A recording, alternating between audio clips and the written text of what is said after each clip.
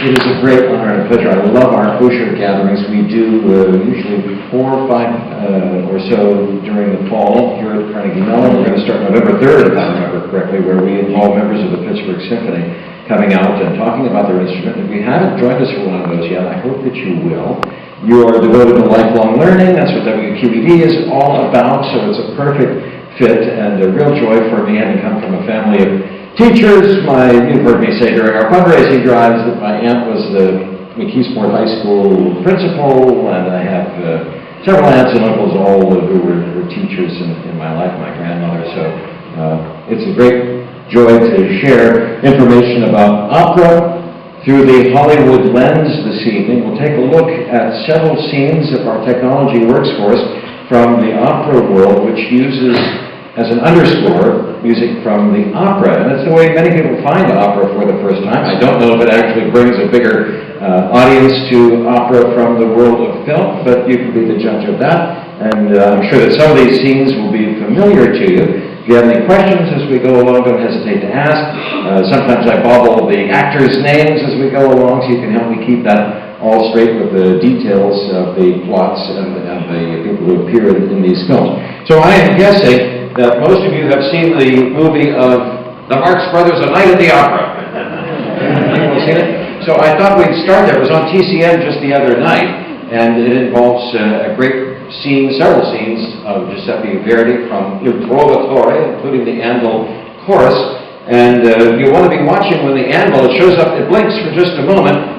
We see the musician hitting the anvil. That has a connection to Pittsburgh because the anvil striker happens to be the grandfather of the principal harp of the Pittsburgh Symphony, Gretchen Van Dusen.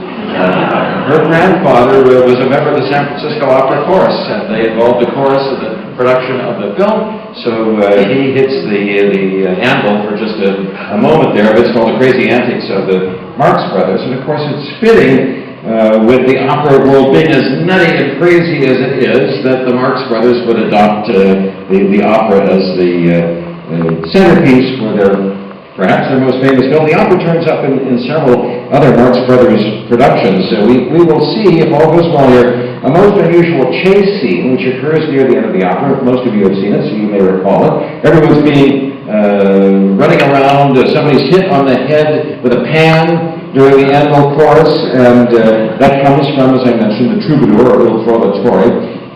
We have the police involved and a general manager chasing after Harpo and Chico backstage and on stage as well. And the set was used in a lot of MGM films. You might see it. Camille was the other famous film that MGM used this set for. It was extremely expensive to build. This was 1935, Marx Brothers, A Night at the Opera.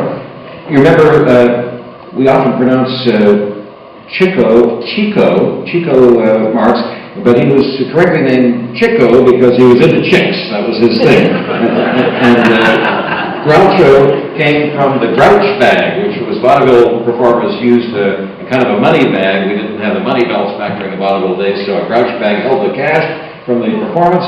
So that was where Groucho came from. And Harpo played the harp, as I mentioned. Gretchen Van Dusen's grandfather was in the opera, but she also met Harpo's son, Bill, I think is his name, and he is in the opera, but you can't see him. Harpo couldn't play the harp. He once took some lessons with Marcel Grandjeanny, one of the greatest French harpists, and Grandjeanny said, "Your tuning is all wrong, your technique is a disaster, but just keep doing what you're doing." He didn't feel that he could teach him anything at that level of expertise. So Harpo couldn't read music, but he had his son Bill out of the camera range on the floor with a kind of a complex, his own notation of squiggly lines and block letters that told him what to do when during the film when he was playing away with the harp. Now, all of that said, we're not going to see the harp scene. There is one, as you may recall, in Night at the Opera, but we will see Harpo for just a moment. So let's look at just the beginning to get a picture of some of the madness going on. Let's see if we can get it started here. Let's see.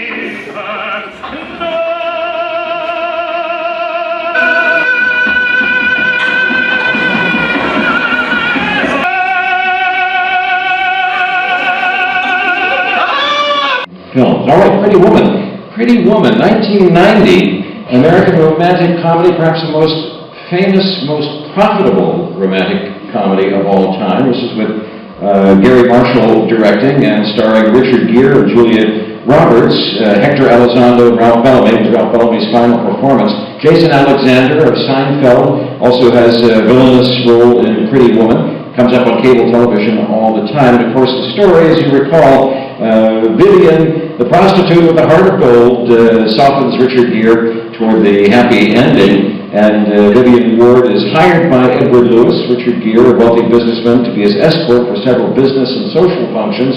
His company's trying to take apart some family businesses, and their relationship develops over the course of the week-long stay she has with him in the film. It was originally supposed to be a dark, cautionary tale about class and prostitution in Los Angeles, but as it evolved, became a pretty big budget romantic comedy, widely successful at the box office, the highest moneymaker of 1990, and one of the most popular films of all time now. Highest number of ticket sales in the U.S. ever for a romantic comedy. So we have La Traviata in Pretty Woman, which served as the inspiration for the plot of the movie. And of course, in film studies, we have the diegetic use of film, meaning it propels the action forward, and then the non-diegetic meaning, I guess this comes from the Greek word, and it means the music is just used to fill the space, more or less. It doesn't actually have anything to do with the story. So most of the examples that we'll be looking at here are bits of opera that actually propel the action forward. Now, Vivian persuades Edward to take the night off. They have a chess game. I don't know if you remember. There aren't too many prostitutes who are grandmasters at chess, but in the film, anything is possible. The next day, they fly to San Francisco and see La Traviata, and the music is from Violetta's aria Dammi tu forza o cielo, Amami Alfredo. So we'll take a look at the scene from Pretty Woman, 1990, with Richard Gere and Julia Roberts. But the movie cost $14 million and earned $438 million. This is in 1990. The Traviata was arranged by Thomas Passatiera, and of course the fashion is by Cerruti. You may notice the necklace was famous in the film. It cost $250,000, $250,000 that Julia Roberts is wearing there. And while they were filming, a man from the jewelry store that loaned the jewelry, equipped with a gun, was standing on the set behind the director the whole time. So even the necklace of Julia is an important aspect of the film. Here we go.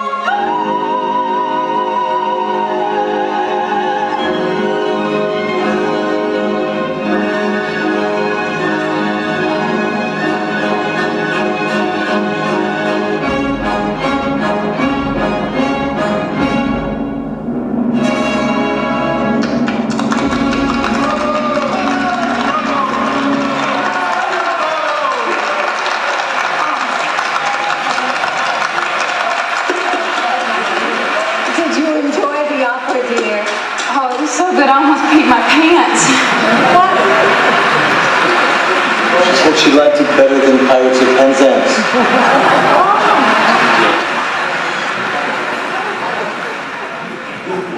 Now, let's take a look at Shawshank Redemption. Again, one of the most popular films always seen. It's been shown hundreds of times on Turner Classic Films. You've no doubt seen a part of it if you haven't sat through the entire movie. Shawshank Redemption, this was Frank Darabont was the director, 1994. Thomas Newman wrote the score, and it's interesting, they decided to put the opera scene into the film using the letter duet from Mozart's Marriage of Figaro. Sentimental prison buddy story, universal brotherhood, the idea of the film, democratic inclusivity, all men can be brothers. Opera used to make the point. It's a primarily male world in the jail, of course. There are hardly any women in this movie except the opening scene. The story of Andy Dufresne, played by Tim Robbins, a young banker. He's wrongly accused of the murder of his wife, sent to prison for life. The movie telling the story of his generous work on behalf of the other inmates and his friendship with Red, Morgan Freeman, who's in the jail for a petty crime, in for a bad end to a petty crime. Apparently there was a murder committed as a result of the petty crime that Red was jailed for. So Andy helps the warden cook the books. Remember the evil warden, and at the end he undoes the warden. Andy is determined and clever. He writes to the governor over and over asking for assistance for the library, and in this scene, after his 6 years of letters, finally gets a response.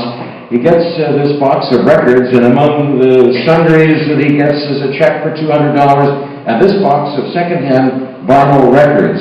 So he decides that he's going to play one of them, and he uses the prison public address system to send the Mozart to every corner of the prison. So here we have the men looking up at the speakers, puzzled what is going on, and an escape from the drudgery of being in jail.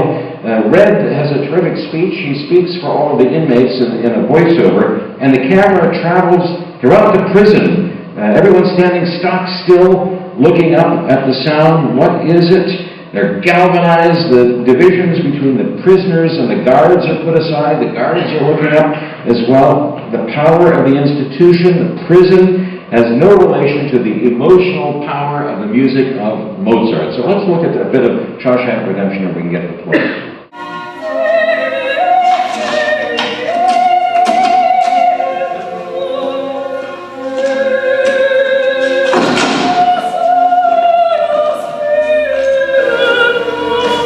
We're going to put the microphone in front of the phonograph so the entire jail can hear Mozart.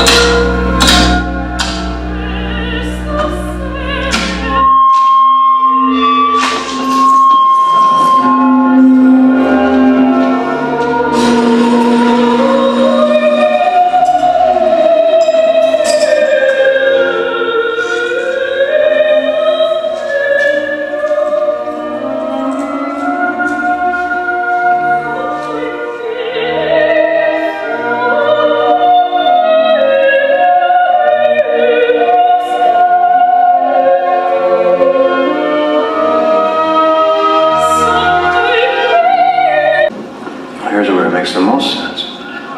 You need it so you don't forget. Forget?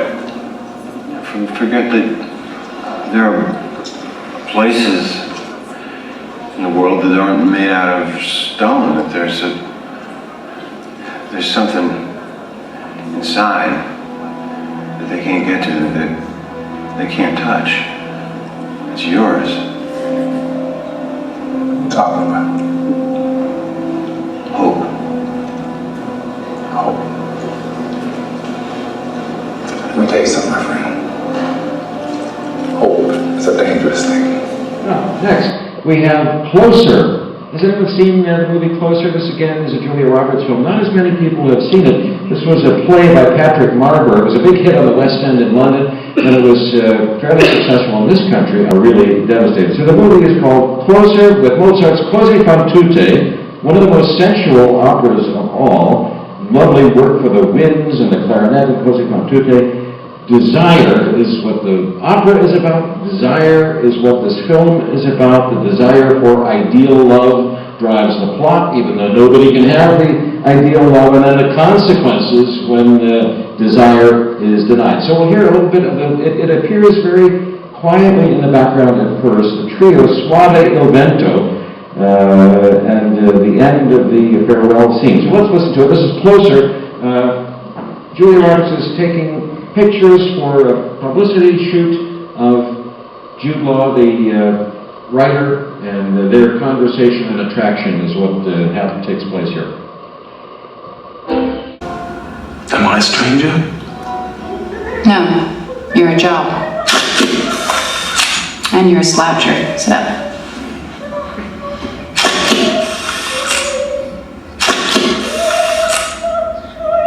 didn't find it obscene? What? The book. I thought it was accurate. About what? About sex. About love. What way? You wrote it. You read it till 4. Don't raise your eyebrows. It makes you look smug.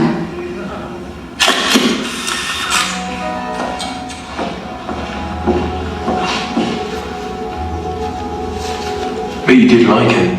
Yeah.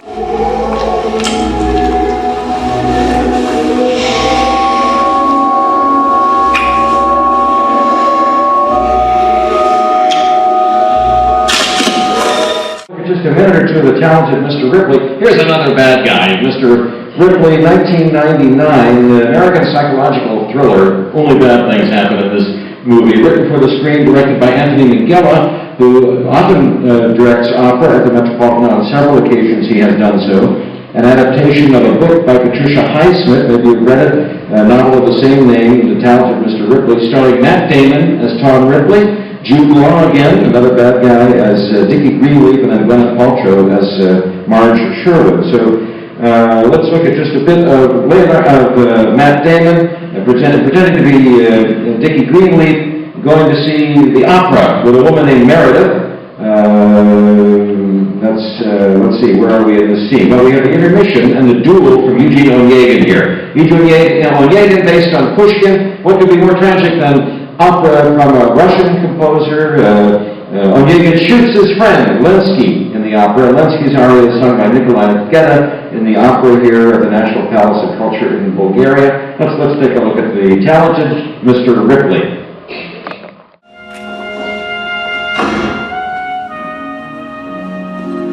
I know you're a jazz fiend, but do you absolutely hate the opera?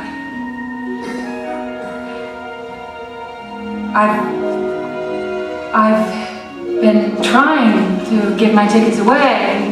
It's tomorrow, but if you were prepared to be dragged... You could drag me.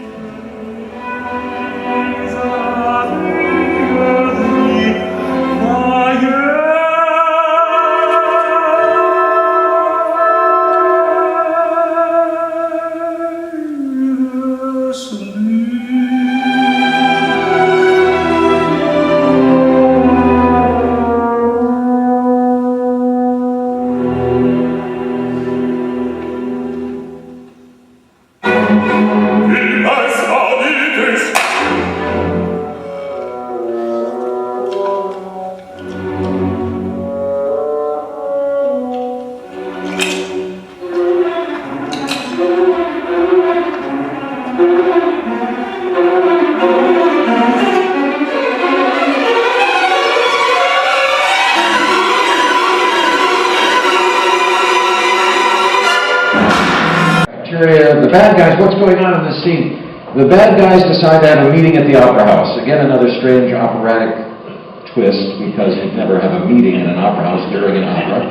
But they're all wearing like assisted hearing devices, and they are talking to one another quietly during the opera. Of course, nobody should be talking to one another during the opera. But Bond figures out how to get in on their frequency, and he's listening to the conversation, and then everything starts to go crazy, and all the guns are blazing. So this is the Opera House.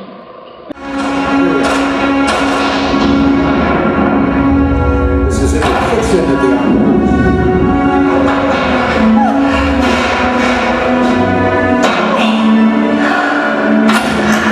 Right. So who are you working for? Piss off. Get rid of anything we brought with us. We've been compromised. Bad guys are leaving. I asked you who you were working for.